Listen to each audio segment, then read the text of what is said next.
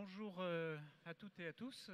Vous avez bravé les intempéries et on a au moins la chance, c'est que comme il pleut, on aura plus de public, puisque s'il avait fait très très beau, vous auriez sans doute préféré profiter du soleil. Bien que le sujet que nous allons aborder maintenant soit un sujet à la fois ô combien passionnant, peut-être inquiétant pour certains, qui est donc celui de la cotation de la demande.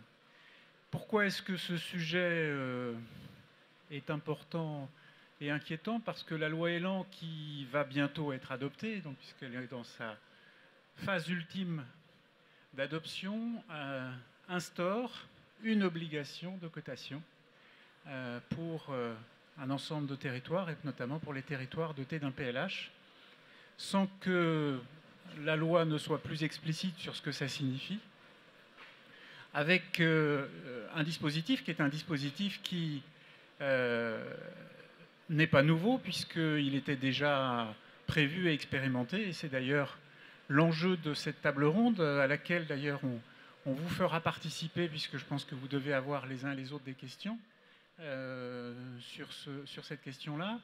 Mais l'occasion de cette table ronde sera de partager des expériences en matière de cotation, puisqu'il y a quasiment autant de manières de faire de la cotation qu'il y a de territoires, en tout cas aujourd'hui, avec une vraie difficulté d'une loi qui pourrait tendre à unifier et donc peut-être à trop simplifier un dispositif de cotation.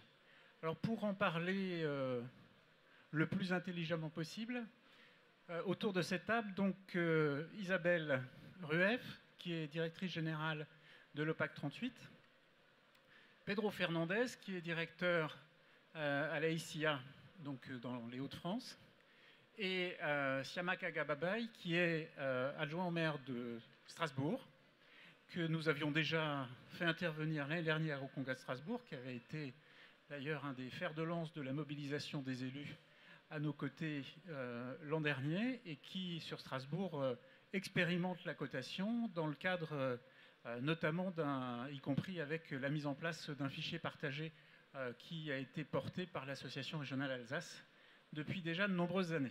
Donc peut-être pour engager le débat, donc les uns les autres, peut-être très rapidement, nous dire ce que vous faites et où vous en êtes par rapport à la cotation, puisque vous avez peut-être la possibilité de nous faire partager les fruits de l'expérience que vous avez en matière de cotation.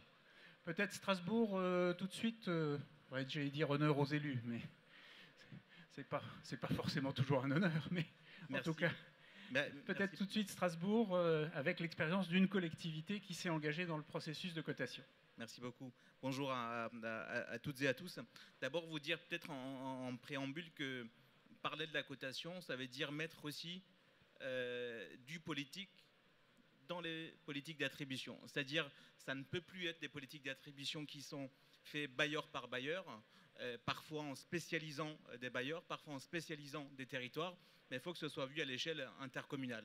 Et ça, c'est une première nouveauté. Deuxième élément, mais bon, ça vous le savez toutes et tous, c'est que ça ne remplace pas la construction de logements sociaux. Je veux dire, c'est pas parce qu'on fait un système plus fluide, plus intéressant, plus transparent, que le problème de manque de logements sociaux et d'accès au logement social disparaît. Et donc, il faut que ce soit mené en même temps qu'une politique volontariste de construction d'habitat social. Nous, on est arrivé en 2014 avec cette idée-là, en utilisant le volet facultatif de la loi Allure pour mettre en place une politique de cotation.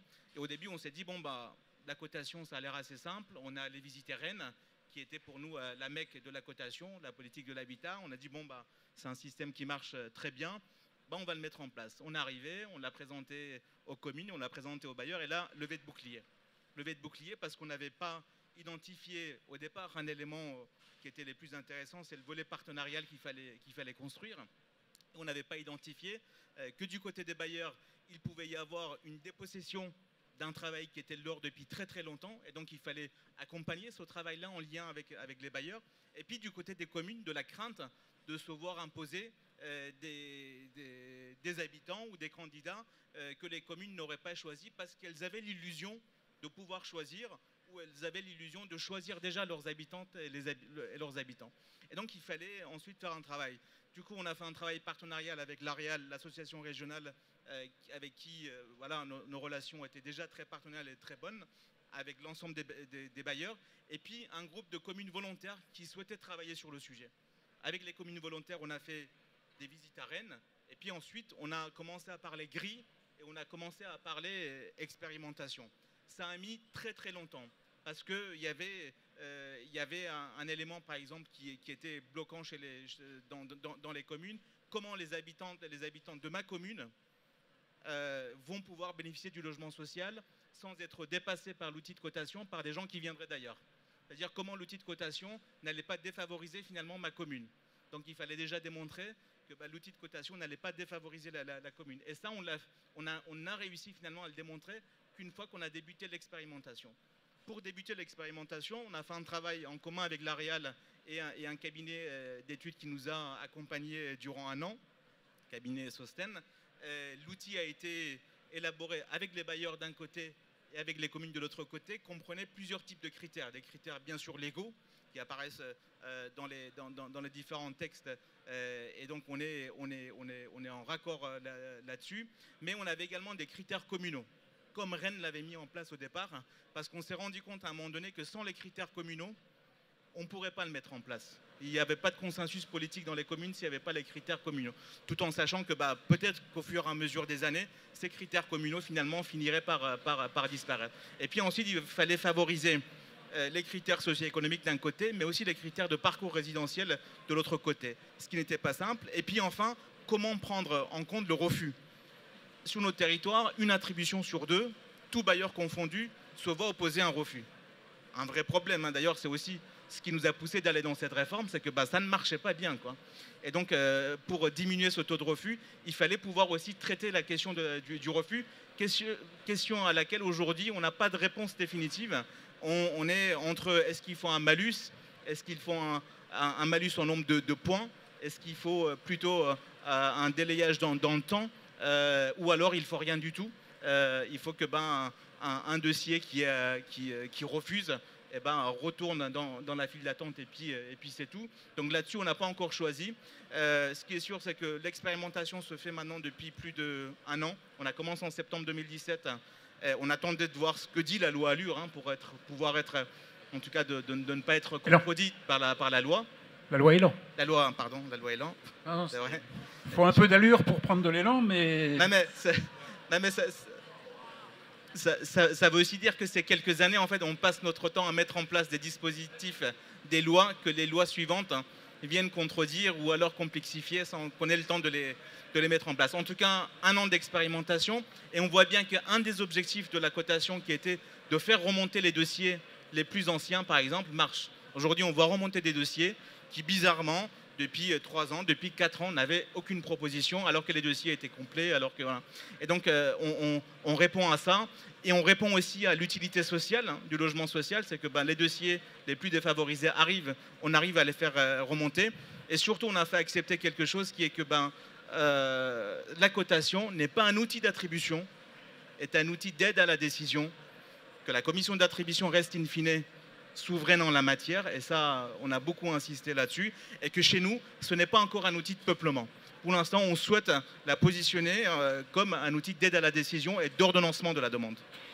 Merci, je crois que c'est tout à fait intéressant de montrer cette démarche et ce côté expérimental, c'est-à-dire d'être vigilant, à ne pas mettre ou à ne pas penser mettre tout de suite en place un dispositif définitif, mais de se donner le droit à avancer, à éventuellement reculer pour pouvoir être plus efficace et à peut-être pas non plus se donner trop d'ambition au départ pour pouvoir être le plus pertinent possible. Alors peut-être Pedro Fernandez, une autre façon de penser ou de voir la cotation, cette fois-ci non pas côté collectivité mais côté organisme.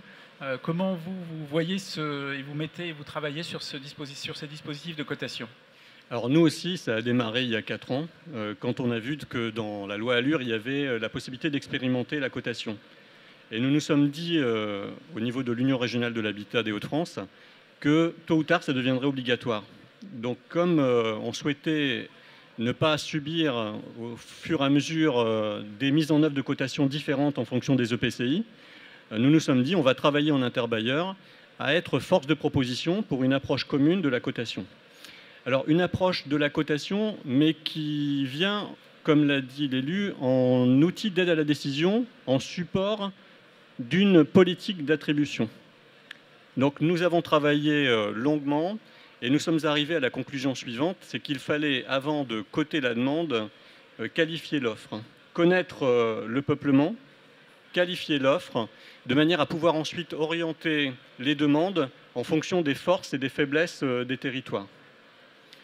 Donc c'est un travail qui est très long, puisqu'il faut arriver à s'entendre déjà en interbailleur, et ensuite il faut échanger avec les élus, échanger avec les techniciens, de manière à partager cette vision de la cotation comme outil d'aide à la décision, de se mettre d'accord sur les forces et les faiblesses des territoires, les forces et les faiblesses des résidences, et ensuite pouvoir établir une grille de cotation.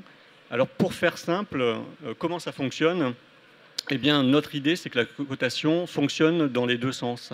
C'est-à-dire que sur les territoires qui sont en difficulté, où le bien vivre ensemble est compromis, là, on va demander à la cotation de nous remonter les demandes qui ont le moins de difficultés. Et inversement, sur les territoires qui ont un bien vivre ensemble très satisfaisant, on va orienter les demandes les plus fragiles. Pour faire cela, il faut effectivement le faire valider par les EPCI. C'est ce qu'on a fait ces dernières années. Et aujourd'hui, on est arrivé sur les Hauts-de-France à ce que cette stratégie d'attribution, cette stratégie de mise en œuvre de la cotation soit acceptée.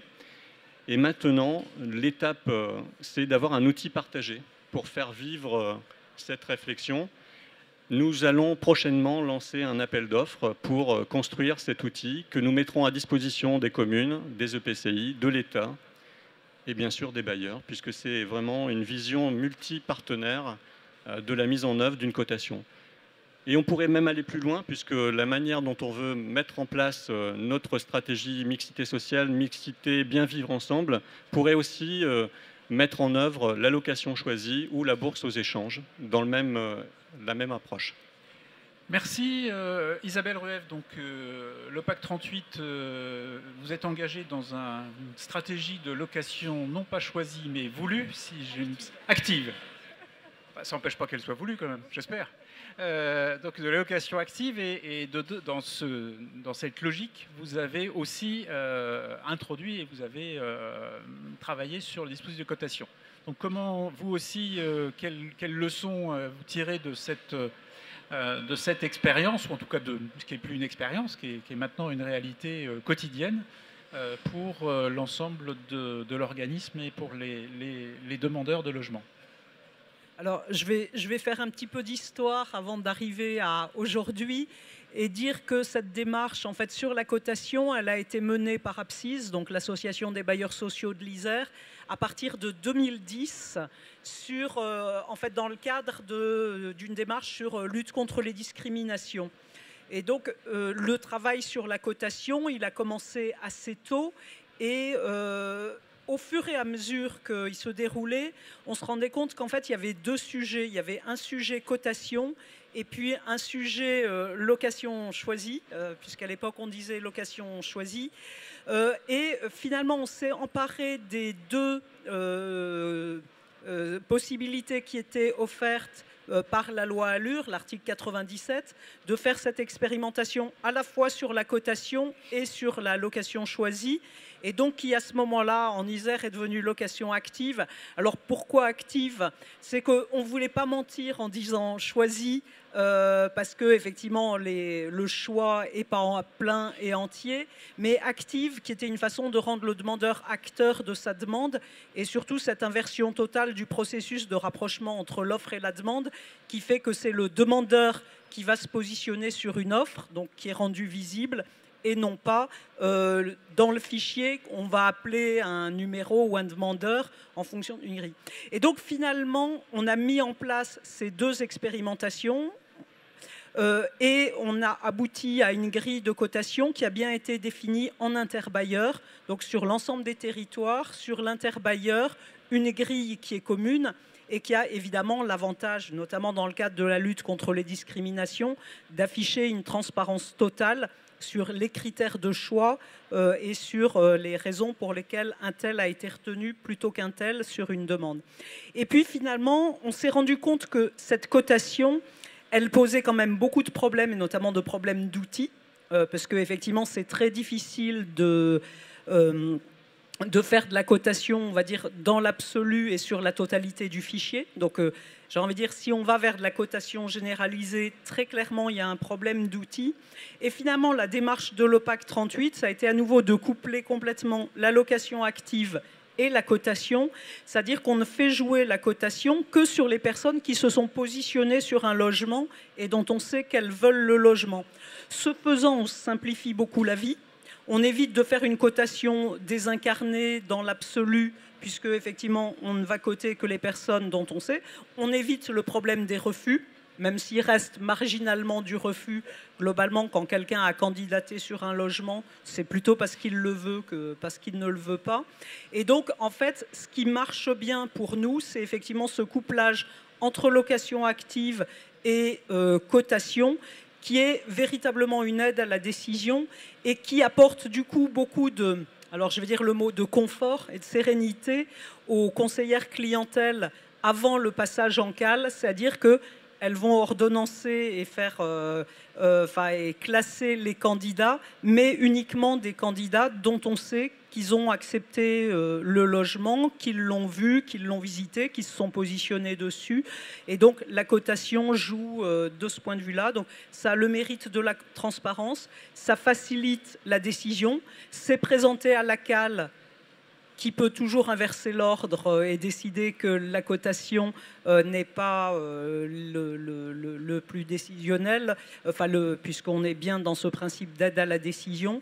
Mais en tout cas, ça clarifie énormément les choses, ça facilite le travail et ça retire énormément de pression, puisque on est sur des règles qui ont bien été définies en interbailleur, qui ont été acceptées par les collectivités.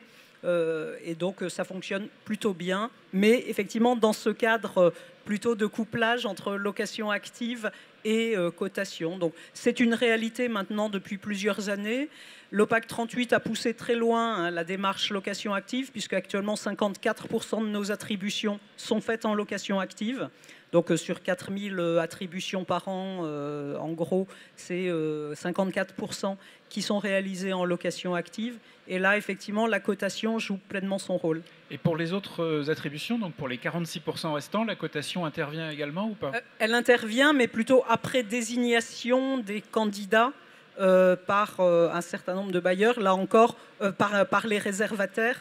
Dans le cas des réservataires, tout le contingent OPAC 38 passe en location active, toutes les remises à disposition passent en location active et sur un certain nombre de territoires, les remises à disposition sont nombreuses et donc finalement, oui, ça fonctionne plutôt bien, mais là encore avec une démarche qui est plutôt une démarche où une finalement première sélection a été déjà opérée. D'accord. Sans être provocateur, encore que j'aime bien.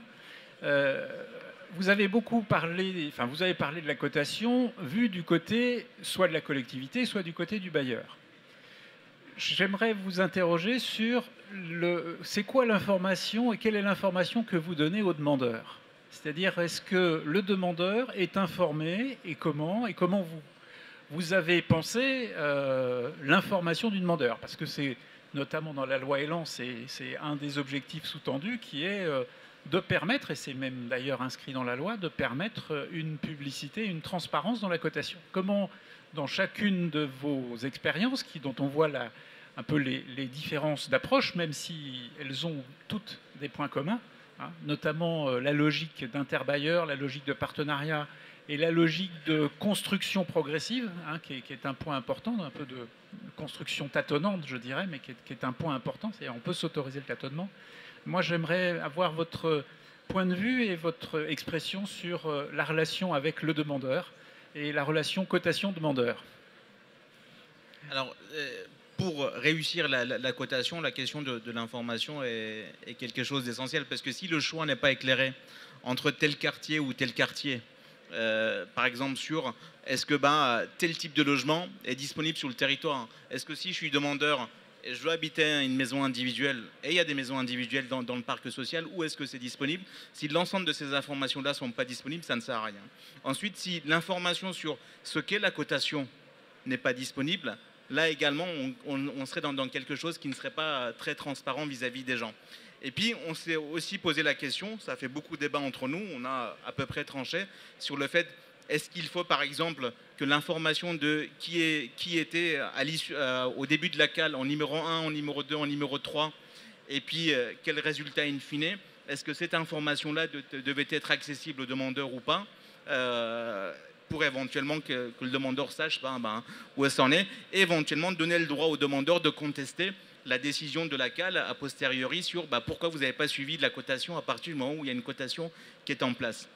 Cette question nous a paru très compliquée et donc on a décidé pour l'instant, pour le moment d'aujourd'hui, de faire l'ensemble, d'utiliser l'ensemble des outils d'information que la loi Allure prévoit, notamment un guichet unique d'information physique et peut-être demain un guichet, un portail virtuel unique, pas seulement sur la question du logement social et de la cotation, mais de manière générale sur l'habitat sur le territoire sur lesquels il y a une entrée spécifique sur le logement social avec l'ensemble des éléments qui sont expliqués, mais de ne pas être dans l'information à l'entrée de laquelle vous étiez en numéro 1 et sortie de laquelle vous êtes en numéro 3. Et pour l'instant, on n'est pas là-dedans parce qu'on pense que ça ne simplifierait pas, en tout cas, la chose. Peut-être qu'un jour, on y viendra. Ensuite, vous avez évoqué la question de la discrimination. Un des débats qui est remonté, par exemple, au dernier conseil de l'Eurométropole, c'est vous êtes allé sur la cotation, pourquoi ne pas aller jusqu'à anonymiser les dossiers? Puisque c'est quelque chose qui se fait dans un certain nombre de collectivités, qui paraît peut-être une bonne solution, mais qui, de l'autre côté, enlève aussi, donne un caractère parfois automatique aussi à la demande et enlève parfois le traitement humain de la demande, encore que, mais peut-être qu'une étape ultérieure, mais pas aujourd'hui, parce qu'il n'y a pas de consensus politique pour ça, en tout cas dans notre métropole, une autre étape, c'est la question de l'anonymisation. Et à ce moment-là, on aurait une information claire en disant que votre dossier est par ailleurs de toute façon anonymisé, et donc l'attribution n'est pas censée produire de la discrimination in fine. Merci. Pedro Fernandez, donc la relation demandeur. Alors, première réponse, tout à l'heure je n'ai pas évoqué, mais la construction de notre approche attribution, mixité, bien vivre ensemble et cotation de la demande a fait l'objet aussi d'un travail avec les associations de représentation des locataires. Donc on les a, au fur et à mesure de notre démarche, associés à la réflexion pour obtenir leurs questionnements et éventuellement leurs recommandations et leurs réflexions. Et puis, cette cotation et cette approche de la cotation, c'est aussi une opportunité de transparence, puisque notre objectif, c'est bien évidemment d'afficher comment est-ce que sur une commune, quand un logement se libère, on passe de 20 000 demandes de logement en attente à 3 dossiers à présenter en CAL. Donc c'est vraiment, dans notre cahier des charges, un des éléments incontournables, c'est la transparence, la lutte contre la discrimination, montrer qu'effectivement, quand on attribue un logement social, eh bien, on le fait avec le respect de tous les principes, dont celui de l'équité et de la non-discrimination. Isabelle Rueff, donc chez vous, le demandeur et la cotation? Alors, l'information et la transparence, elles sont a priori, c'est-à-dire que l'affichage des critères, l'affichage de la grille en intercommunal et en interbailleur, c'est quelque chose que tout le monde connaît, auquel tout le monde peut accéder. Volontairement, et là je parle du choix au PAC 38, on ne fait pas d'information a posteriori, c'est-à-dire qu'on ne dira jamais à quelqu'un vous n'avez pas eu le logement parce que la cotation vous faisait ressortir à tel ou tel endroit dans la grille. Donc en gros, on met cette transparence a priori avec un affichage des critères et derrière, effectivement, on n'informe pas sur les raisons pour lesquelles telle ou telle demande. Après, les critères, ils sont clairs, c'est ceux du Code de la construction et de l'habitation, et notamment sur le fait que, par exemple, une demande urgente passera toujours devant une demande plus ancienne, voilà, et donc mais qui est moins urgente. Donc, en gros, c'est ces informations-là. Globalement, on n'a jamais eu difficulté là-dessus, c'est-à-dire qu'il n'y a jamais eu de protestation, en tout cas sur un refus d'attribution lié à de la cotation. Personne n'a demandé sa note et n'a demandé la rectification de sa note, comme on Exactement. pourrait le faire auprès d'un examinateur supposé malveillant. Alors moi j'ai oublié de mentionner quelque chose qui me paraît important, c'est que pour réussir la cotation, il faut dissocier la demande de droit commun et une filière urgente. En tout cas, nous, c'est comme ça qu'on a vu les choses. Hein. Une filière urgente pour la demande qui ne peut pas attendre, qui est, au vu de situations particulières, un accident important, un incendie, des violences conjugales, voilà, des choses qui peuvent arriver. Et donc, à partir de là, il fallait disposer d'un réservoir de logement qui peut être proposé d'une manière différente.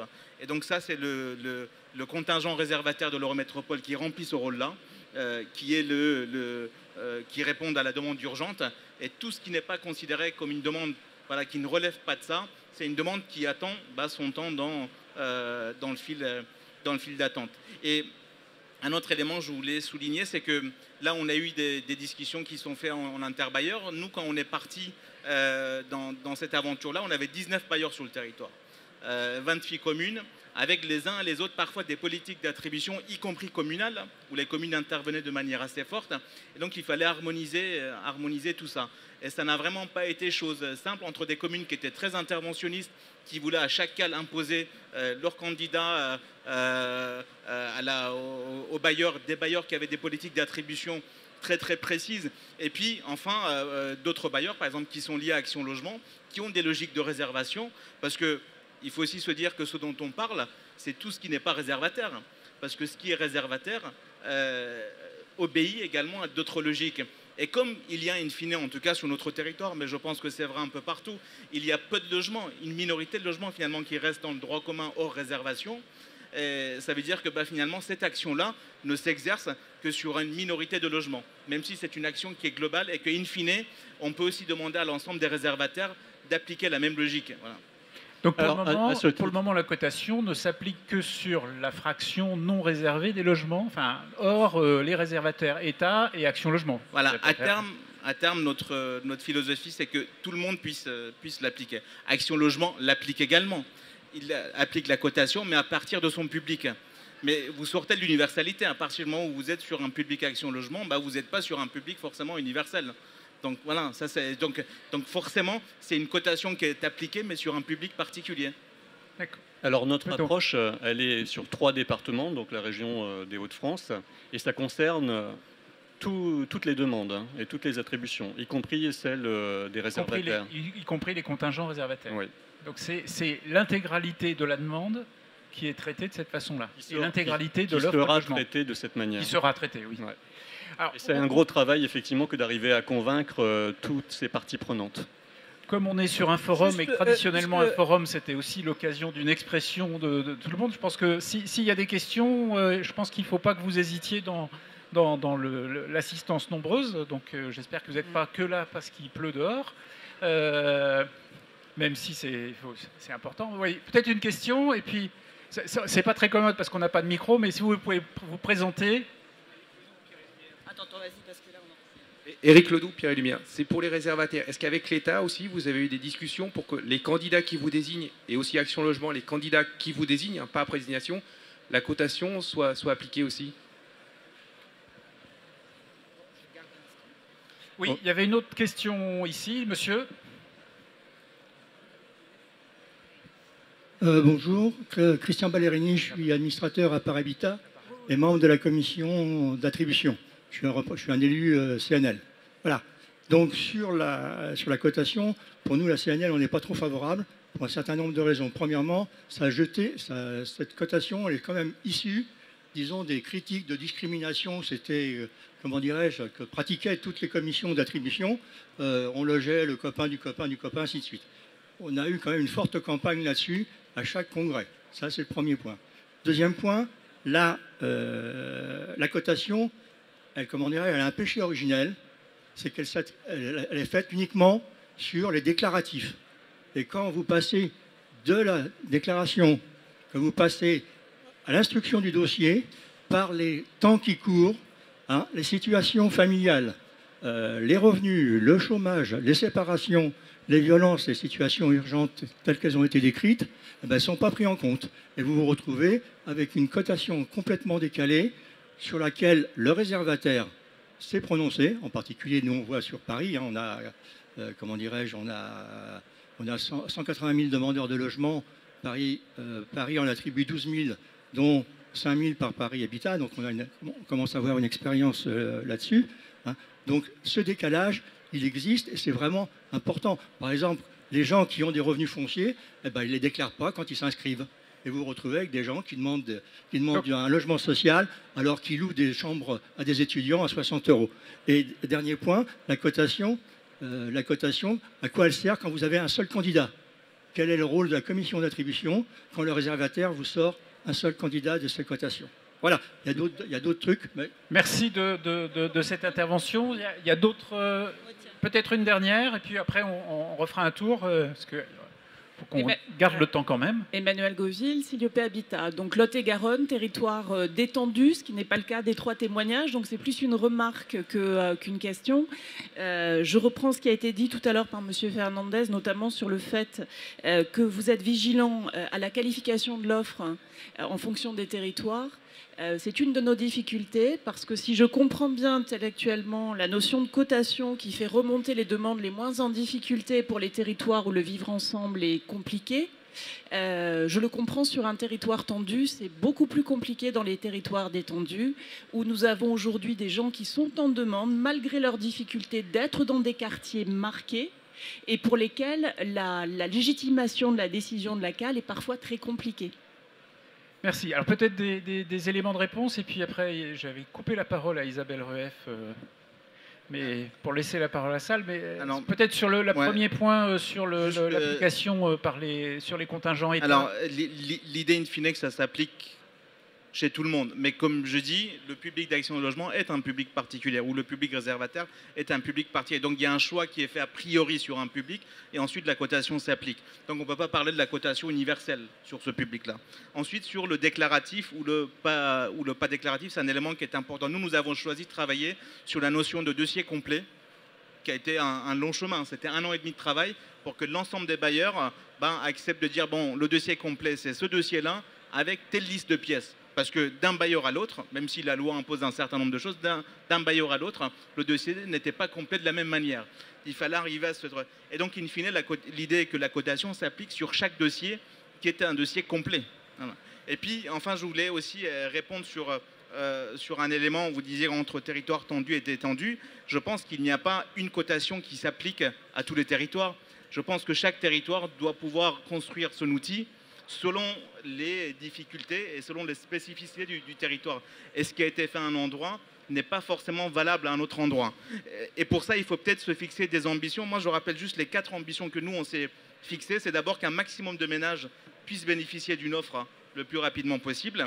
Ensuite, que le bailleur soit dans le rôle qui est le sien, que nous avons identifié comme politique, comme le rôle du bailleur, c'est-à-dire un rôle qualitatif, aussi d'approchement de l'offre et de la demande. C'est là où il y a une plus-value du bailleur, pas à dire quel est le numéro 1, le numéro 2, le numéro 3. Ça, c'est une politique intercommunale. Mais par contre, de dire, bon, est-ce que la personne qui est aujourd'hui en numéro 1 va bien avec ce logement-là? Mais moi, comme bailleur, je connais mon parc, je connais cet immeuble et je connais cet appartement. Et je peux dire que même si la personne est en numéro 1, cette personne-là, finalement, n'est pas la meilleure personne pour aller dans ce logement-là. Et donc, arriver à un dialogue qualitatif entre le bailleur et l'intercommunalité et la commune. Et puis enfin, favoriser le parcours résidentiel pour l'ensemble des ménages.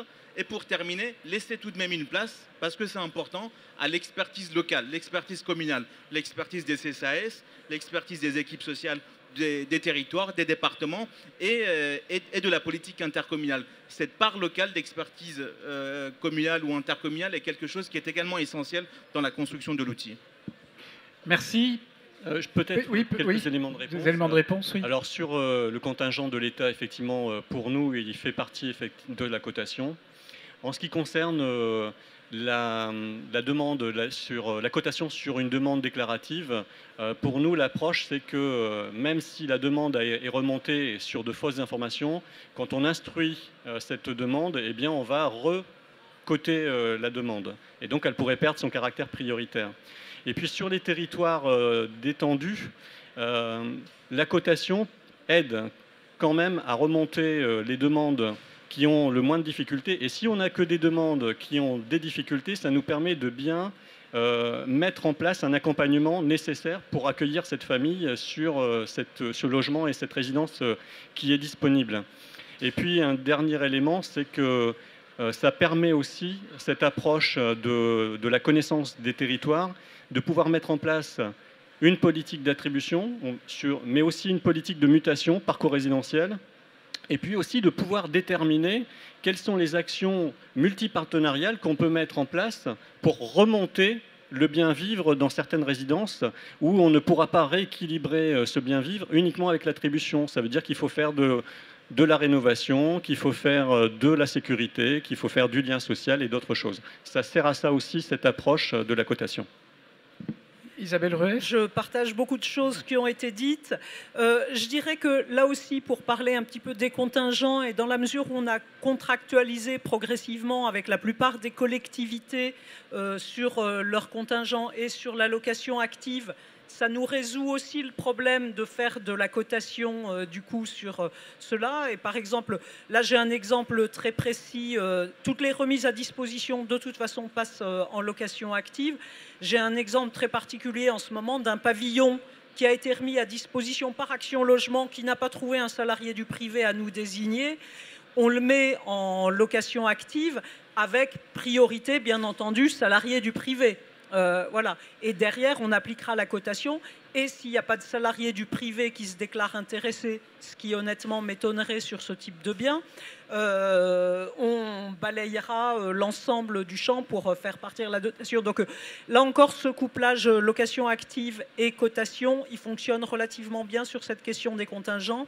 Après, je rejoins complètement ce qu'a dit Christian Ballerini notamment, hein, mais qui est valable d'ailleurs pour tous les systèmes. Il faut de toute façon pas faire de la cotation l'alpha et l'oméga du système d'attribution. Hein, et c'est toujours le risque de biais, en effet, sur du déclaratif.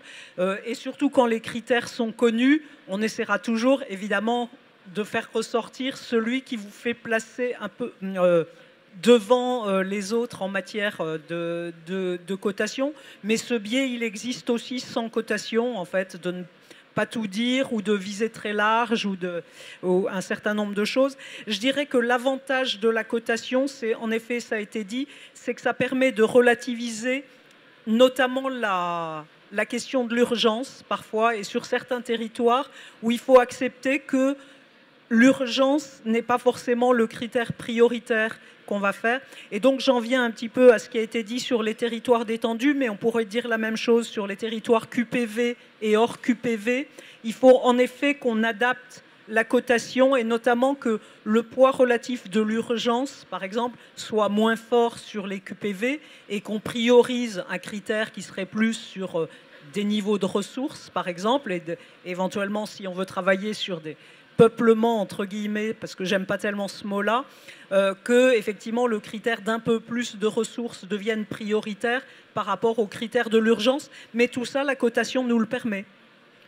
Alors, merci de ces éléments. Moi, je vais arriver dans les dernières minutes, mais je tire quand même quelques éléments de conclusion. Vous avez mis tous en évidence la nécessité d'un travail partenarial. C'est-à-dire que c'est forcément entre organismes, c'est-à-dire la cotation ne peut pas être le fait d'un seul organisme sur son territoire et sur un territoire qui ferait son affaire d'une cotation et tout seul dans son coin.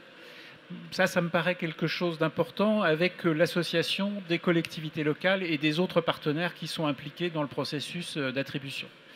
L'autre élément important, c'est ce dispositif qui est un dispositif de construction progressive et de construction adaptée aux différentes réalités des patrimoines et des territoires, hein, des quartiers, mais aussi de territoires plus vastes. Donc une adaptation assez fine.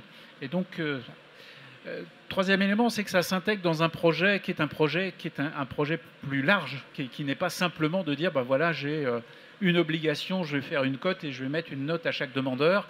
On s'inscrit dans une démarche qui est forcément une démarche un peu plus large. Et puis dernier élément, c'est qu'il y a besoin d'un outil qui permettent de gérer intelligemment ce truc-là. On voit bien, par exemple, en Alsace, c'est vrai que vous aviez le fichier partagé qui était un premier outil, une première base. Sur les Hauts-de-France, il y avait un outil qui était, l'association régionale avait déjà un outil important. Apsis avait travaillé aussi sur des outils de gestion de la demande. Donc, on voit bien que là, il y a une dynamique qui n'est pas seulement d'avoir un outil, mais aussi d'avoir des habitudes de travail et de parler ensemble de ces questions-là, parce que ça peut être un peu nouveau quand même de parler de ces questions-là, des questions d'attribution.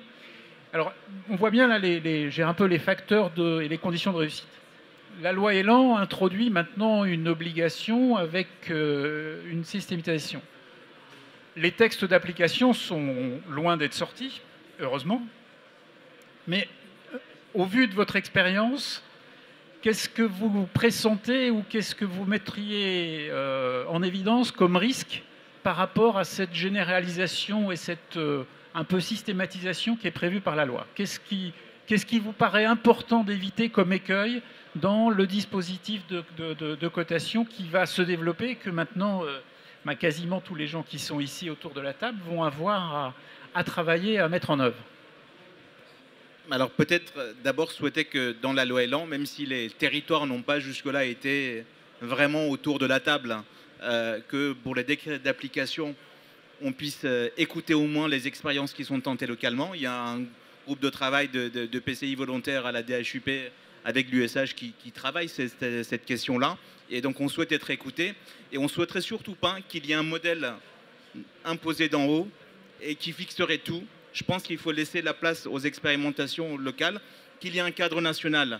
Certes, que les critères, en tout cas un panel de critères soit défini nationalement, certes, mais qu'ensuite, que ce soit le choix de l'outil, que ce soit laisser la place à une expérimentation qui a déjà débuté chez nous, ou d'autres éléments liés à l'expertise locale puissent rester. Parce que tout de même, j'aimerais le rappeler en conclusion, ce qui a été profitable pour nous sur ces 4 dernières années, c'est qu'on a fait d'une question qui paraissait une question technique, une question qui était politique. Pour la première fois, on a reparlé d'attribution, alors que pendant une vingtaine d'années, personne n'en parlait. Et tout de même, ça produisait des résultats. Tout de même, ça produisait un certain peuplement qui faisait qu'on avait des bailleurs qui avaient presque 100% de leur logement en QPV et d'autres qui n'en avaient que 8%, que certains étaient à plus de 60% APLisés et d'autres qui étaient à moins de 50%. Donc on avait des spécialisations de territoire, des spécialisations de bailleurs et pour une fois, on a fait de cette question-là une question politique. Ça a amené des clivages, c'était dur et c'était difficile à un moment donné et on a cru parfois ne pas y arriver, mais en discutant avec tout le monde et en montrant que cette question pouvait être une question expérimentale, que sans a priori et sans préjugés, on pouvait expérimenter un système. Finalement, on voit que les communes qui étaient très opposées au départ, après l'expérimentation, voient que leurs candidats ne sont pas écartés, que leurs candidats ont autant de chances que les autres candidats, que si on fait la cotation, ce n'est pas les gens qui habitent forcément dans les QPV de Strasbourg qui vont débarquer dans leur quartier, dans leur commune, parce que dans leur commune, il n'y a pas d'infrastructure et que les personnes ont leur réseau de sociabilité dans Strasbourg même et ne veulent pas aller à 25 km plus loin. Donc tous ces éléments-là, il s'est agi de les mettre autour de la table et de les montrer par la preuve.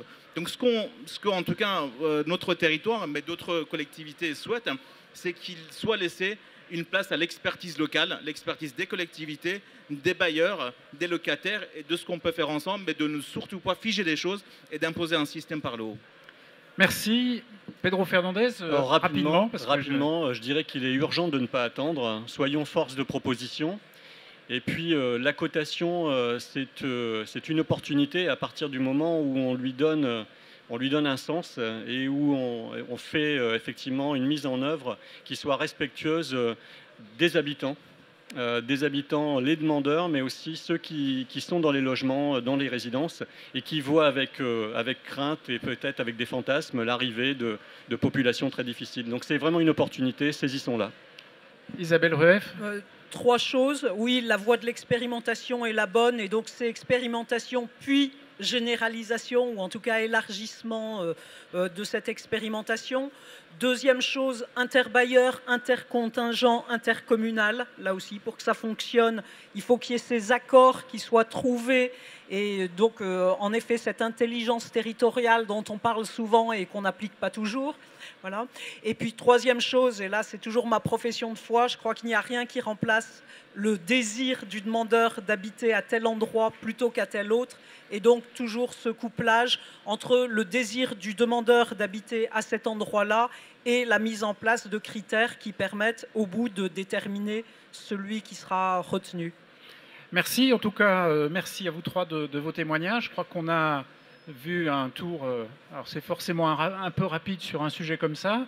Comme on n'est jamais si bien servi par soi-même, je vous dirais quand même que toutes les associations régionales sont bien évidemment à même de vous accompagner dans la mise en place de ces dispositifs de cotation, à la fois les associations régionales et celles notamment qui gèrent des fichiers partagés. Je pense que c'est un élément important de ce travail-là.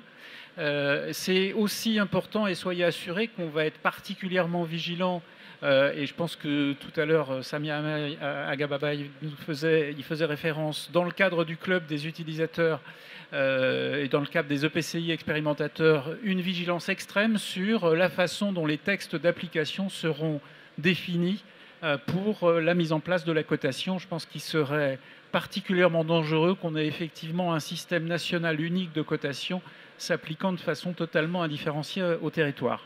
Merci à tous de votre attention et merci à vous trois de votre participation.